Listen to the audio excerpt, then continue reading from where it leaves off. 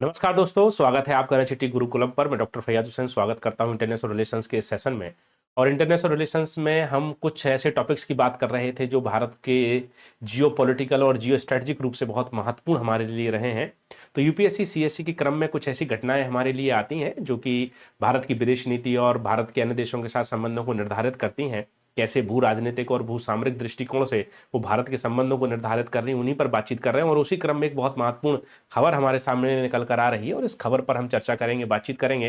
लेकिन बातचीत करने से पहले हम उस खबर पर नजर डाल लेते हैं कि आखिर ऐसा क्या है, कौन सी ऐसी खबर है जो निकल कर हमारे सामने आ रही है। देखिए, ये बहुत सारे मैंने पेपर्स की कटिंग आपके सामने लगाई हुई है। जैसा कि हम लोग क्या करते हैं कि पेपर में अगर हमें कोई न्यूज मिलती है तो उसके आधार पर फिर हमको इसके स्टैटिक पॉइंट को समझने का प्रयास करते हैं। तो आज की जो ये न्यूज हमारे सामने है, ये न्यूज भारत के लिए एक तरह से कह सकते हैं कि बैकफुट पर हम पहुंच रहे हैं। भारत की विदेश नीति के लिए एक जो है कि कठिनाई भरा दौर हमारे सामने निकल कर आ रहा है। क्योंकि अगर इस न्यूज की मैं शुरुआत करूं और इस न्यूज के लिए मैं बात करूं कि कांग्रेस पार्टी ने क्या कहा है, तो देखो कि कांग्रेस पार्टी जो है, भारतीय राष्ट्रीय कांग्रेस पार्टी जो है, इस पार्टी के जो प्रमुख हैं, अगर उनके संदर्भ में बात करी जाए, और इस पार्टी के जो जनरल सेक्रेटरी हैं जयराम रमेश, उन्होंने एक बहुत महत्वपूर्ण बात कही है कि कांग्रेस जनरल सेक्रेटरी कम्युनिकेशन के पर्सपेक्टिव में जो है, Jairam Ramesh said India had set up the any Airways in the early 2000 and expanded its infrastructure substantially over the years. The closure marks the end of India's only overseas military outpost, right? India's exit from Tajikistan Airways a setback to strategic diplomacy, says Congress. Congress ने कहा है कि जो Tajikistan एक देश है बेटा हमारा, वहां पर एक एयरबेस भारत ने बनाया हुआ था जिसका नाम क्या है, उसका नाम है एनी, क्या नाम है, AYNI। और उस एयरबेस से जब हमारी जो है कि सैन्य टुकड़ियां वापस आ रही हैं, तो इसको हम लोगों ने set back to strategic diplomacy कहा है कि हमारी जो रणनीतिक कूटनीति थी उसके लिए एक यह बुरा कदम हमारे लिए माना जा रहा है। हमारी रणनीतिक कूटनीति के संदर्भ में एक हार ये भारत की मानी जा रही है। किसने आरोप लगाया है? ये विपक्षी पार्टी ने, कांग्रेस पार्टी ने भारत सरकार पर आरोप लगाया है कि भारत का जो एकमात्र सैन्य अड्डा, मिलिट्री बेस जो किसी दूसरे देश में था, अब हमने उसको भी छोड़ दिया है। तो पूरी दुनिया से भारत का जो मिलिट्री प्रेजेंस था, अब वो धीरे धीरे खत्म हो रहा है और खत्म हो चुका है। और एक और न्यूज है कि India's exit from the any Airways in Tajikistan, कि भारत का जो एग्जिट हुआ है वो एनी एयरवेज से हुआ है ताजिकिस्तान में। ताजिकिस्तान की आईनी एयरवेज से भारत का बाहर निकलना एक ही बात है। आफ्टर एनी एयरवेज एग्जिट री imagining India's power projection in middle east, कह रहे हैं कि मिडिल ईस्ट में अब हमारी भूमिका क्या होगी। कुल मिलाकर अगर हम इन न्यूज का एक क्रक्स निकालें और इन न्यूज का कंक्लूजन निकालें तो ये कह सकते हैं कि भारत का एक मिलिट्री एयरबेस था, और कहें कि भारत का एकमात्र जो मिलिट्री एयरबेस था वो कहां पर था, वो ताजिकिस्तान में येनी एयरबेस था, वहां पर था, राइट। ताजिकिस्तान एक जो कि देश है मिडिल ईस्ट का है, जो कि मध्य एशिया का देश है, जहां पर 5 देश पाए जाते हैं, ताजिकिस्तान, उज्बेकिस्तान, किर्गिस्तान, कजाकिस्तान, है ना, तुर्कमेनिस्तान। तो ये जो 5 देश हैं, इन्हें मिलाकर मध्य एशिया बनता है, सेंट्रल एशिया बनता है। और आप जानते हैं कि सेंट्रल एशिया भारत के लिए स्ट्रेटेजिक पॉइंट ऑफ व्यू से बहुत महत्वपूर्ण है, एनर्जी के पॉइंट ऑफ व्यू से बहुत महत्वपूर्ण है। और जो मध्य एशिया की जो स्ट्रेटेजिक लोकेशन है, जो रणनीतिक उसकी अवस्थिति है, वो हमें यूरोप से भी जोड़ती है, वो हमें एशिया से भी जोड़ती है, और हमारी ऊर्जा आवश्यकताओं को भी पूरा करती है, जो हमारी एनर्जी डिमांड्स हैं उनको भी पूरा करती है। क्योंकि जो मिडिल ईस्ट की कंट्रीज हैं, जो मध्य एशिया के देश हैं, ये 5 देश मैंने नाम बताए, इन 5 देशों में गैस की उपलब्धता ठीक ठाक तरीके से है। जैसे कि तापी एक गैस लाइन परियोजना भी चल रही है, जिससे कि मध्य एशिया की गैस को हम भारत के साथ जोड़ने का प्रयास कर रहे हैं। तो भारत का एक मिलिट्री एयरवेस यहां पर बना हुआ था और भारत उससे बाहर निकल कर आया है। भारत का एकमात्र मिलिट्री एयरवेस पूरी दुनिया में एक यही था, और जिसको छोड़कर भारत के लोग बाहर अब आ गए हैं। भारतीय सेना, भारतीय एयरफोर्स बाहर आ गई है। तो इसके संदर्भ में बातचीत हो रही है और भारत के लिए एक, कहते हैं कि सेटबैक के तौर पर देखा जा रहा है, एक जो है कि भारत की विदेश नीति में एक कमजोरी के तौर पर देखा जा रहा है। तो आज हम बात इसी पर करेंगे कि ताजिकिस्तान का आईनी एयरबेस क्या है, उसकी स्थापना कब हुई, इन सारी चीजों पर हम बातचीत करने का प्रयास करेंगे, राइट। चलो, तो सबसे पहले देखते हैं कि आखिर वो खबर क्या है जिससे हम बातचीत कर रहे हैं। वाई इन द न्यूज, आखिर चर्चा में यह विषय क्यों बना हुआ है, चर्चा में क्यों। तो देखो जरा ध्यान से पढ़ेंगे। India's complete pull out from the Ayni airbase in Tajikistan in 2022, it's sole foreign military post drew sharp oppositions criticism. कह रहे हैं कि भारत की सेना जो है कि आईनी एयरवेज से पूरी तरीके से बाहर निकल चुकी है, जिसकी शुरुआत हम लोगों ने 2022 में की थी और 2025 में आते आते हमारी जो इंडियन एयरफोर्स थी उसने आईनी एयरबेस को जो कि ताजिकिस्तान में है उसको छोड़ दिया है, जिससे कि भारतीय विपक्षी दलों द्वारा सरकार की कठोर आलोचना की जा रही है। ये ताजिकिस्तान है, ताजिकिस्तान का दुशांबे जो कि एक महत्वपूर्ण शहर है और यहां पर आईनी एयरबेस बना हुआ था जिससे भारतीय सेना बाहर आ गई है। क्लियर बात है। तो ये करंट अफेयर्स है, एक न्यूज है जो चर्चा में आ रही है। अब हम बात करेंगे इस एयरबेस के बारे में कि आईनी एयरबेस है क्या, ये कहां पर लोकेटेड है। तो इसकी लोकेशन के बारे में बात करेंगे। सबसे पहले हम इसकी स्थिति के बारे में बात करेंगे। तो ये कहां पर सिचुएटेड है, 10 किलोमीटर वेस्ट ऑफ दुशांबे। ये जो शहर है बेटा दुशांबे मैप में देख रहे होंगे, इसके 10 किलोमीटर पश्चिम में, पूरब पश्चिम, तो यहां पर ये 10 किलोमीटर दुशांबे शहर के 10 किलोमीटर पश्चिम में अवस्थित है। क्लियर है। Tajikistan near the Afghanistan border via the वखान corridor. कह रहे हैं कि यहां पर अफगानिस्तान है, ये बेटा क्या है, देखो यहां पर ये अफगानिस्तान है, तो अफगानिस्तान के बॉर्डर से हम बिल्कुल लगे हुए हैं। कहां पर लगे हुए हैं, और ये जो कॉरिडोर दिखाई पड़ रहा है, ये कॉरिडोर कौन सा कॉरिडोर है बेटा, ये वखान कॉरिडोर है। और जो 20 kilometre from Pakistan occupied Kashmir, और कह रहे हैं कि ये जो एरिया है, देखो ये इंडिया है, ये पाक ऑक्युपाइड कश्मीर है, और पाक ऑक्युपाइड कश्मीर से लगभग 20 किलोमीटर की दूरी पर हम इसको देख सकते हैं। कहां पर देख सकते हैं, 20 किलोमीटर की। तो आपको पता होना चाहिए कि कितनी शानदार इसकी स्ट्रेटेजिक लोकेशन थी, क्योंकि हमारा जो एयरबेस ताजिकिस्तान के दुशांबे की बेस्ट में बना हुआ था, वहां पर ये हमें अफगानिस्तान से भी जोड़ रहा था और मिडिल ईस्ट से भी जोड़ रहा था, रसिया से भी जोड़ रहा था, यूरोप से भी जोड़ रहा था, और पाकिस्तान ऑक्युपाइड कश्मीर है उससे भी लगभग ये हमें 20 किलोमीटर की दूरी पर था। तो लगभग भारत की जो मिलिट्री यहां पर बैठी हुई थी आईनी एयरबेस पर, इस मिलिट्री से फायदा यह था कि एक साथ हम पाकिस्तान पर भी दबाव बनाए हुए थे, उसके साथ हम अफगानिस्तान पर भी दबाव बनाए हुए थे, उसके साथ हमारी मिलिट्री यूरोप तक भी पहुंच सकती थी, और उसके साथ हमारी मिलिट्री जो है रूस तक भी पहुंच सकती थी। तो ये स्ट्रेटेजिक लोकेशन है किसकी बेटा, आईनी एयरबेस की, और उसको हमने अब खाली कर दिया है। तो ये लोकेशन जब हमने देखी तो हमें पता चला कि इसकी लोकेशन बहुत स्ट्रेटेजिक और सामरिक दृष्टिकोण से, हमारे सुरक्षा के दृष्टिकोण से बहुत महत्वपूर्ण हमारे लिए थी, राइट, क्योंकि पाक ऑक्युपाइड कश्मीर के पास था। तो देखो जब क्वेश्चन प्रीलिम्स में आते हैं तो यहां से क्वेश्चंस निकल कर आते हैं। ये कभी कभी ज्योग्राफी का क्वेश्चन भी मान लिया जाता है कि आपसे आईनी एयरबेस के बारे में पूछ ले रहे हैं, आपसे दुशांबे के बारे में पूछ ले रहे हैं, राइट, आपसे वखान कॉरिडोर के बारे में पूछ ले रहे हैं, राइट।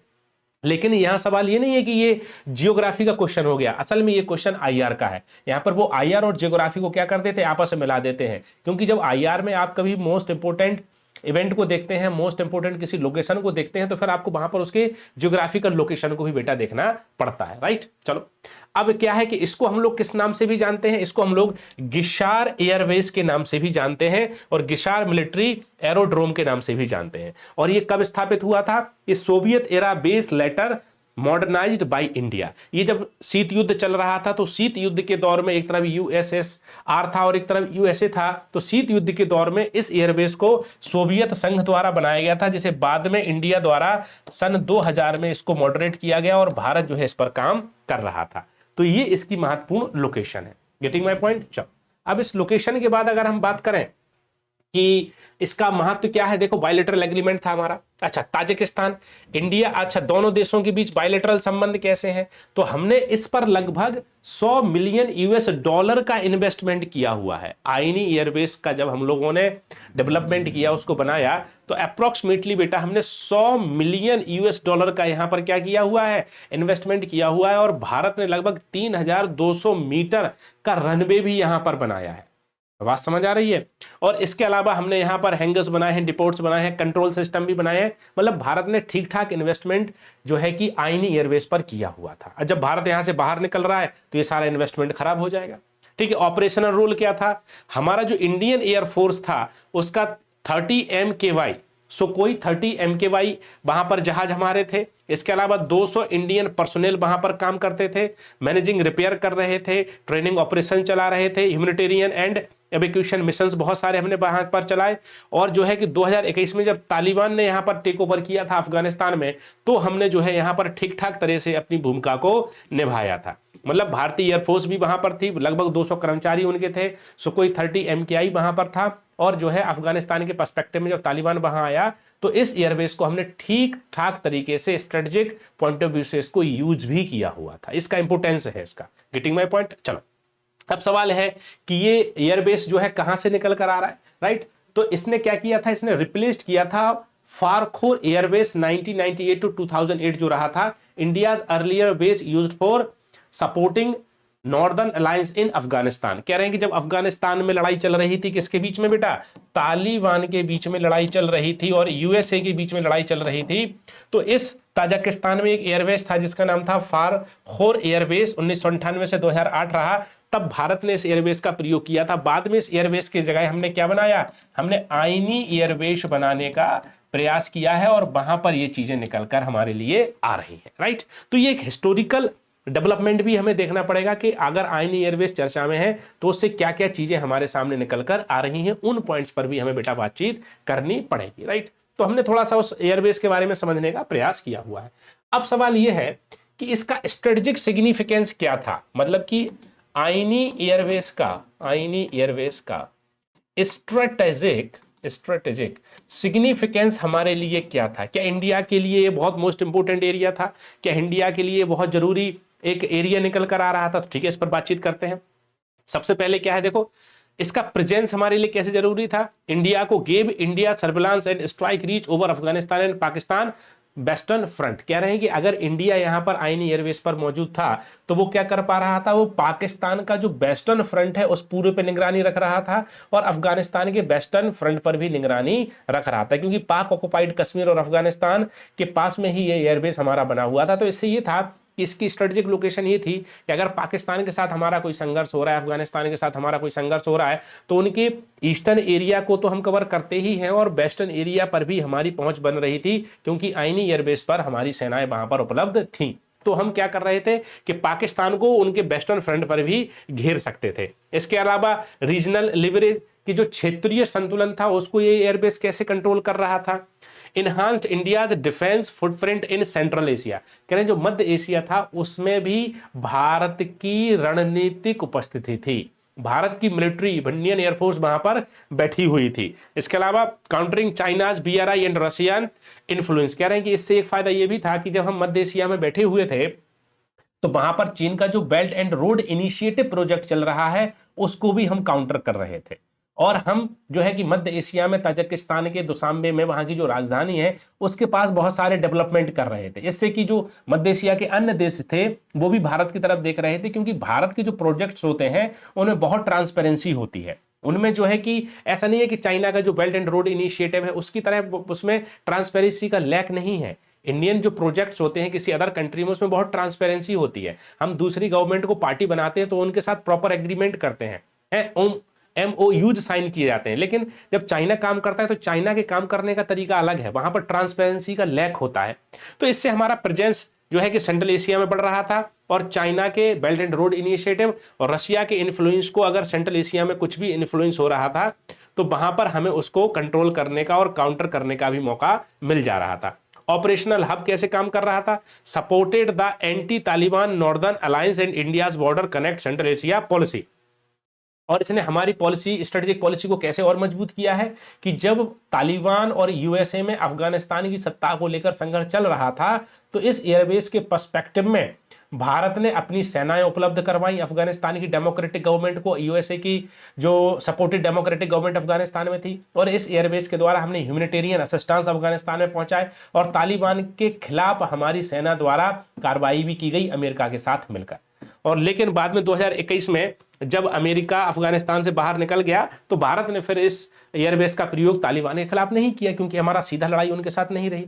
और भारत की जो एक महत्वपूर्ण पॉलिसी है सेंट्रल एशिया के साथ अपने आप को मजबूत करने के लिए, कनेक्ट सेंट्रल एशिया पॉलिसी, जो कि 2012 में स्टार्ट की गई थी, इस पर्सपेक्टिव में भी इस एयरबेस ने महत्वपूर्ण भूमिका निभाई है, क्योंकि भारत की इंडियन एयरफोर्स और भारत की मिलिट्री वहां बैठी हुई थी और उन्होंने वहां पर बैठकर अपना काम पूरा किया हुआ है। तो ये स्ट्रेटेजिक बेटा हमारे लिए लोकेशंस हैं। राइट। अब सवाल यह है कि जियो पॉलिटिकल सिंबोलिज्म क्या है, भू रणनीतिक रूप से ये कैसे महत्वपूर्ण है हमारे भू राजनीतिक, जियो पॉलिटिकल, ये क्या है बेटा, जियो स्ट्रेटेजिक, भू रणनीतिक, हिंदी में भी लिख देता हूं ताकि आप लोगों को थोड़ा सा पता रहे।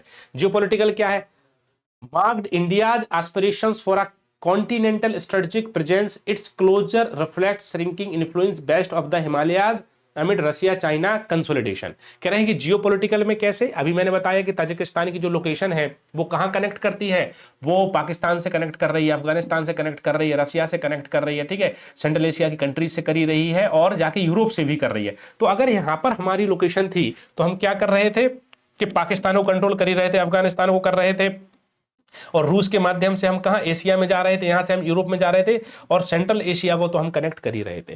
तो जियोपॉलिटिकल मतलब विभिन्न सारे देशों के साथ हम जो है कि सीमाएं ना होते हुए भी हमारी मिलिट्री वहां पर उपस्थित थी और हमारी मिलिट्री वहां पर काम कर रही थी। तो ये कहते हैं जियोपॉलिटिकल। जियोपॉलिटिकल का मतलब कैसे है कि कैसे हमारी राजनीति भौगोलिक चीजों को जो है संतुलित कर रही है। जियो स्ट्रेटजी का क्या मतलब होता है कि कैसे हमारा भूगोल, कैसे हमारी उपस्थिति जो है भारत की सुरक्षा या किसी देश की सुरक्षा को मजबूत कर रही है। तो geo political and geo strategic, इन शब्दों को भी आपको देखना पड़ेगा। तो जो हमारा आईनी एयरवेज था वो भारत के लिए जियो स्ट्रेटेजिकल पॉइंट ऑफ व्यू से और जियो पॉलिटिकल पॉइंट ऑफ व्यू, दोनों ही पॉइंट ऑफ व्यू से मोस्ट इंपोर्टेंट लोकेशन में था और भारत के लिए दोनों ही तरीके से वो बेनिफिशियल भी था। लेकिन अभी हम बाहर आ गए हैं तो ये हमारे लिए एक चैलेंज बना हुआ है। अब हम बात करते हैं थोड़ा सा कि आखिर ऐसा क्या कारण रहा जिससे कि इंडिया इससे बाहर निकला, आखिर वो क्या रीजंस रहे जिसके वजह से हमें ये एयरपोर्ट छोड़कर बाहर आना पड़ा, कौन से वो कारण थे जिसके वजह से हमें एयरपोर्ट छोड़ना पड़ा, राइट। तो देखो, एक तो सबसे पहले ये बात थी कि लीज एक्सपायरी। हमने ये एयरबेस जो आईनी एयरबेस है बेटा, इस एयरबेस को हमने कैसे, इस एयरबेस को हमने जो है लीज पर लिया हुआ था। लीज का मतलब होता है पट्टेदारी, उधार लिया हुआ था। The bilateral lease expired in 2022 and was not renewed by Tajikistan. कह रहे हैं कि जो हमने सन 2000 के आसपास ताजिकिस्तान से आईनी एयरवेज को लीज पर लिया हुआ था, वह लीज की अवधि 2022 में समाप्त हो गई और 2022 में भारत सरकार द्वारा यह प्रयास किया गया कि ताजिकिस्तान में पुनः लीज को बढ़ा दिया जाए। ताजिकिस्तान की सरकार से बातचीत की गई, लेकिन 2022 में ताजिकिस्तान की सरकार ने इस लीज को नहीं बढ़ाया और भारत की जो है एक्सपायरी लीज खत्म हो गई। तो भारत को क्या करना पड़ा, फिर जो है आईनी एयरवेज को छोड़ना पड़ा। छोड़ने में समय भी लगता है क्योंकि वहां पर मिलिट्री है, वहां पर जहाज है, एयरफोर्स है, तो हटाने में थोड़ा समय लगता है। तो 2022 से ही यह प्रोसेस हमारी चल रही थी। अब सवाल यह है कि अगर हमारी लीज 2022 में खत्म हो रही थी, मतलब भारत ने जो आईनी एयरबेस किराए पर लिया हुआ था वो 2022 में खत्म हो रहा था, तो भारत को पुनः लीज क्यों नहीं मिली?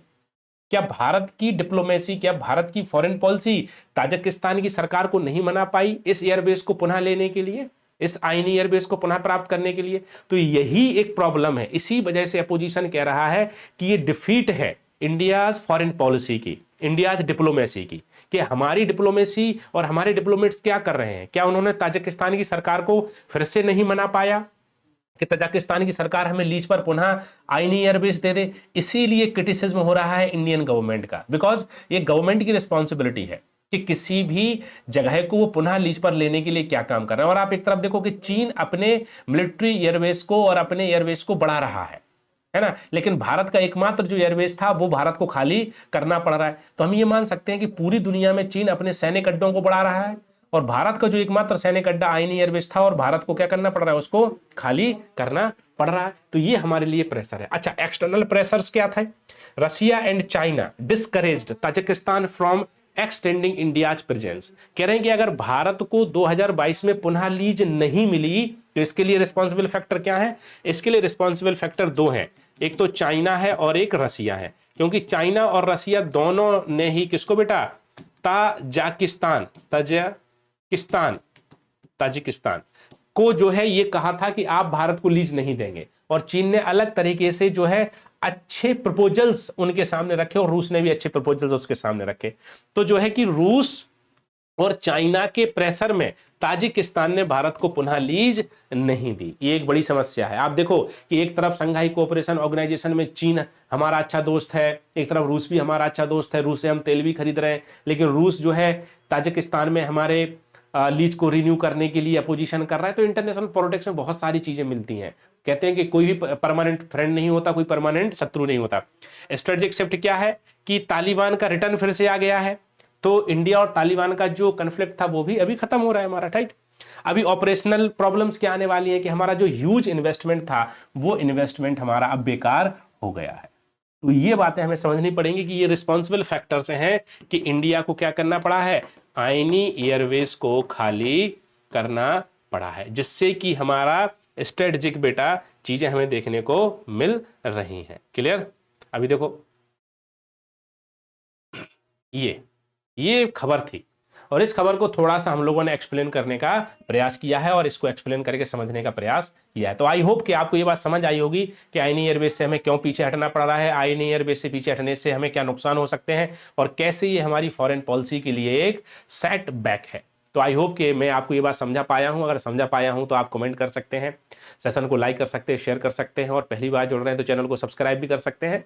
मिलते हैं किसी नए टॉपिक में जहां हम पुनः बातचीत करेंगे इंटरनेशनल रिलेशंस के किसी टॉपिक को जियोपॉलिटिकल और जियो स्ट्रेटेजिक पर्सपेक्टिव में। आज मेरे साथ जुड़ने के लिए बहुत बहुत धन्यवाद, बहुत बहुत आभार। मिलते हैं नए सेशन में, तब तक के लिए नमस्कार।